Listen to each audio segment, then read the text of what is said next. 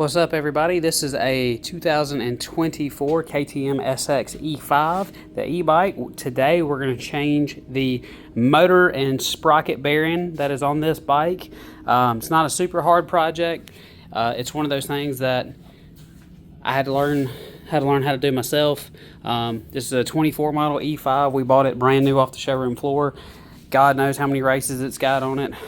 We started racing it in 2024, raced it all 2025. Motocross, woods, enduros, hare scrambles, all that good stuff. It's probably got 50, 75 races on it. Couldn't tell you how many hours are on it, but we're on a new battery. But yeah, this is how we do it. I'm gonna show you step by step and everything we need. This is a slide hammer. It's gonna make your life a lot easier. Set of pliers. You'll need a 12, 10, and an 8, a 17, a 10, and you got the motor bearings right there. So let's get started. First thing we're gonna do is take our 17 mil. We're gonna crack this loose right here. That right there will loosen that. We're gonna take our 10, break this loose. And what we're doing is just loosening this chain up. That's one. Come over here to the other side.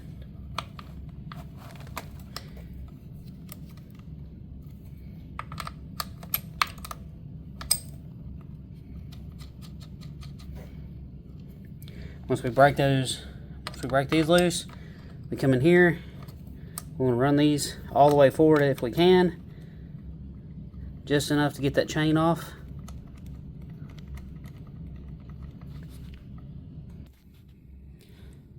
All right, now that we got the everything loose, we're gonna pull this chain off the back sprocket. That's pretty easy to do. Just roll it this way. You just pull it off a little bit. There we go.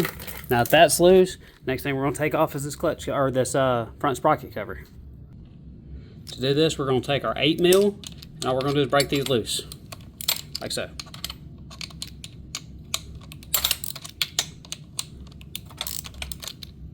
Now that we got those 3 bolts out, we're going to pull this off. It's kind of hard to do on the camera, maybe not too bad. Just wiggle it, there you go. And that right there is actually, that's one of your bearings. Right there, you can see that one's still in pretty good shape. I actually knew that because I pulled these out a couple weeks ago, but this is your outer bearing. It's going to be the same part number as your inner bearing, so you have 2 that look just like this. We're going to take this plastic chain guard off. The reason we do that is so we can get the chain off of the front sprocket and get all that out, just getting it out of the way. That's all we're doing here. So we're going to take this out. All right, now that's off. It was just that one bolt from right there. Slid back in there. There's just that one bolt, 10 mil right there. So this right here, now your chain and front sprocket. Sometimes you got to take them off together. Now that front sprocket should just pop right on out of there. Now, one thing to note, it's still in okay shape. I mean, it could probably be changed. It probably needs to be changed anyway, but I don't have one on me. But if you do this job, when you change this front sprocket, see there's a little O-ring there and a little O-ring here. Make sure you change those when you do the sprocket. Super along to the other side of the motor. We're going to take you can use needle nose for this. Zoom out a little bit. Use needle nose for this, but we are going to just use some channel locks because that's just what I had. You want to grab a hold of this spring on the brake. Pull it out like that. You don't have to take it off. I did, whatever. Now, second thing we're going to do, we're going to take our, I believe it's a, yep, it's going to be our 10 mil. We're going to take our 10 mil. Now we're going to take our 10 millimeter, put it on the back side of this brake lever, take it off. I'm an idiot. I told y'all wrong. I took the wrong one off. We're going to put this one back on, and we're going to put our 12 mil back here, right where the brake lever goes through, bolts up to the back. So I'll come back here in just a moment as soon as this is off. All right, guys, I told y'all wrong again. That was a 13 millimeter, but it doesn't matter. We take that 13 millimeter nut off. We grab this right here, wiggle it straight out. I like to flip it back like that, but it doesn't really matter. While you got that broke out, it's a great time to pull that off and grease it up a little bit. So it just comes out. Now the brake lever's off, we're going to take our 8 millimeter and we're going to take 1, 2, and 3. Once we take these out, the whole motor will just slide out.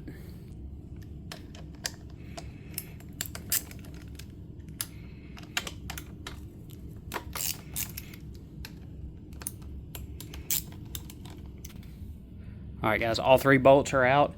Now we're going to pull this motor out. This is one of those things that I always tell people to do every time they have a real muddy situation with this bike.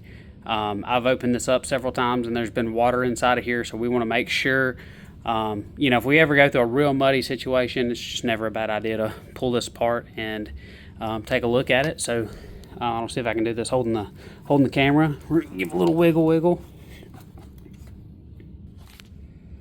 So I had to bump that from the other side on the shaft. I didn't have to bump it hard. It's kind of a heavy thing in a small area.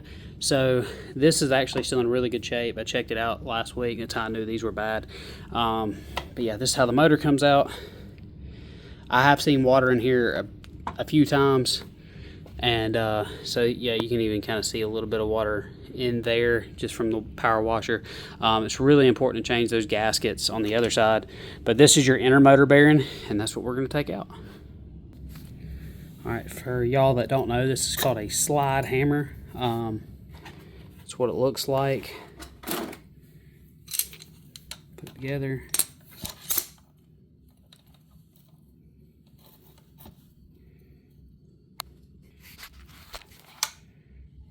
This is that. There she is. Whole bearing's out. Now that our slide hammer's already out, we're going to use it for this outer one. We'll pop this baby out. Alright, now that it's out, you can see all the extra grease. I use a lot of grease on my stuff. I'm no KTM mechanic. Couldn't tell you what the book says, but I can tell you that this motorcycle right here has had a ton of cross-country races, mudders. Down in Louisiana, we have had a lot of nasty races down there from Alabama, but we raced a mudder in Louisiana. I'm talking about we have seen some mud. So this is what's kept this bike going. It's always kept the motor in good shape. But while we have this out, we're going to go ahead and clean this up, clean that out. That's just a good thing to do, and I will show y'all how we pack these bearings. All right, we're about to pull these bearings out of the box. Both of these should be the exact same. Yep, both of them are the same. So we're going to pull these out of the box. Brand new ones out of the box. We're going to pull this off, and then we're going to grease those up. So the way I like to do these, I don't know if I can get it good on camera, but I like to take this little pick and pull this little red cover out without stabbing myself in the hand. Well, you should just be able to stab it, and they come right out. Here's your ball bearings. I like to take a little bit of all-purpose grease. Not much, but enough. Stick it on in there. Just press it on in there, kind of the best I can. When I overdo it, but you definitely want to add a little bit extra to it, like so. Some of this old goopy stuff.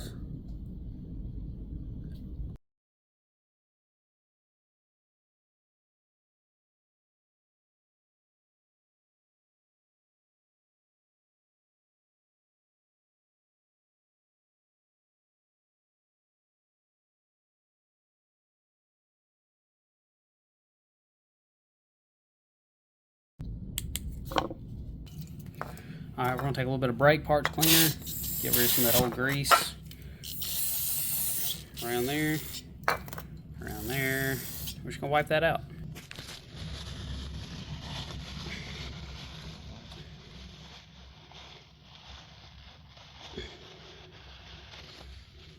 Good to go. Now those are clean. Now that's clean. I'm going to show y'all how to press these bearings. All right, now we're back over here at the workbench. Like I said, we wiped this out. We could probably spend a little bit more time on that, but it's not a big deal. So what we're going to do now, we're going to put these bearings in here. So we're just going to take this one. It's already still kind of greased up. You can see how it's greasy on the side. We're going to set it in there. Try to get it as level as you can.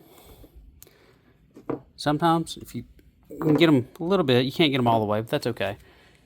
So, I mean, there's people that have fancy punches for these things, but it's a screwdriver. Works just fine.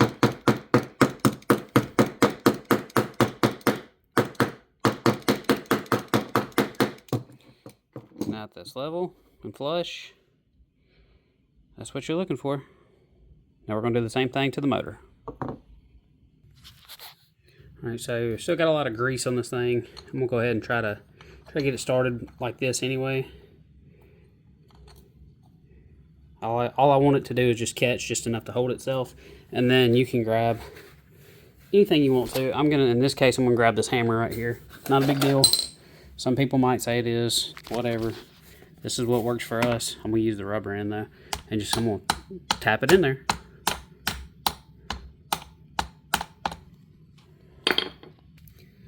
All right, tapped it in there. Now it's flush. You see, greased up, smooth. You really know these are bad when you can roll your finger around them and they are kind of like rough. Feels like a box full of gravel inside there. But you don't want them super loose. You don't want them tight to where they can't move, but they got to be a lot tighter than just a box of gravel. Now we got to put this thing back together.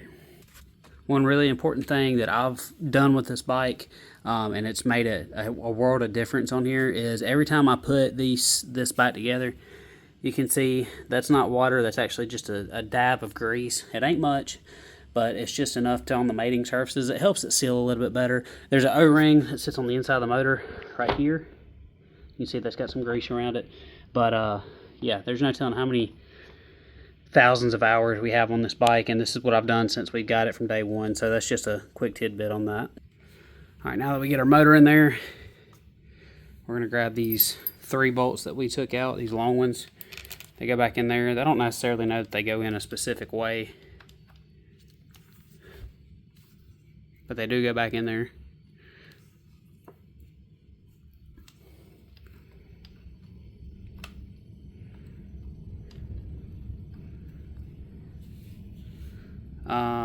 With that, there's a little bit of grease on that. You don't have to Loctite these. I mean, that book might tell you otherwise, but I'm telling you what works for us. So I'm gonna tighten these down and get back to you. Since we're on this side of the bike, I got these 3 bolts tightened down, 1, 2, and 3. Got those tightened down. Next thing to do is put our brake lever back on. So we're gonna put that back in there. It's a great time to grease this up. I've got a lot. I actually did this whole thing last week. That's how I knew these bearings were bad. I didn't have any extra ones at the time when I figured out these were bad. So